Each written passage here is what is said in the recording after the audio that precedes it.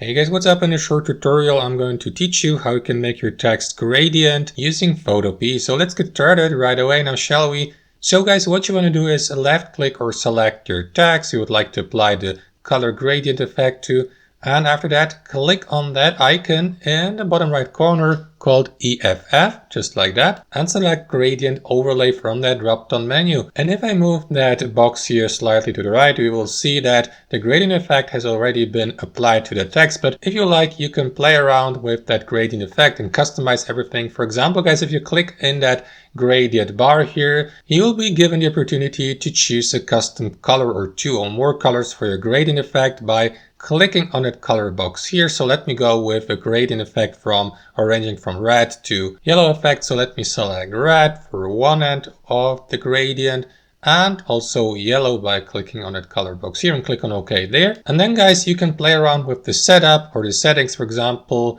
adjust the opacity or the angle of the gradient. As you can see, for instance, if I change the angle from 90 degrees to let's say 180, it will look like that. You can also change the style and so on and so forth, guys. And once you're content with your setup, click on OK here. And that's all to it. Thanks for watching and have a fantastic day.